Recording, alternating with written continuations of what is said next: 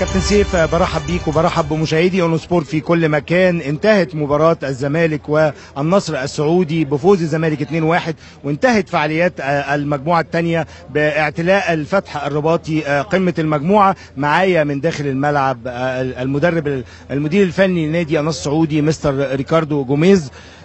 برحب بيك على شاشة اون سبورت.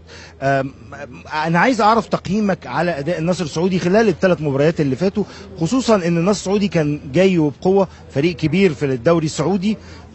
شفنا الاداء يعني ضعيف شوية.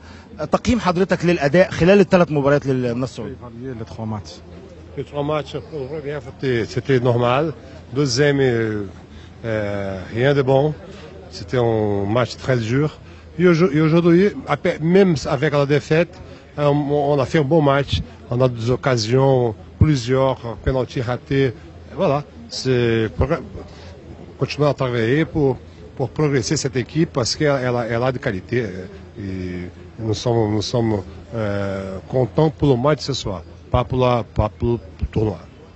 يقول المدرب انه المباراه الاولى ضد العهد اللبناني يعني كانت مباراه يعني متساويه بالفريقين، مباراه معتدله. بالنسبه للمباراه الثانيه كانت مباراه يعني قويه لعبناها بشكل سيء. المباراه الثالثه مباراه اليوم رغم النتيجه السيئه يعني انهزمنا ب2-1، لكن يشوف المدرب ان المستوى كان احسن وكان اقوى. كان عندنا فرص حقيقيه للتسجيل، عده فرص، ضيعنا ضربه جزاء. يشوف مدرب ان الفريق هو في تحسن، وهذا الشيء اللي احنا نعمل لاجله. جمهور النصر السعودي جمهور كبير، بيطمح للحصول على الدوري، خصوصا ان الدوري العام الماضي مش من حظ النصر السعودي. هو شايف الدوري السعودي المره الجايه ازاي؟ Heureusement, ça comme ça. Si on est là pour ça, pour travailler, pour faire l'équipe gagner. Ça, c'est presque dans un grand club. Certes, il n'y a pas que Al Nassr en Arabie. Ils sont toujours, ils vont rentrer dans la compétition. اكيد يعني لحسن الحظ عندنا جمهور يعني يعشق البطولات ويريدنا ان نفوز بالبطولات. احنا سنعمل هذا الشيء، يعني اكيد سنحاول.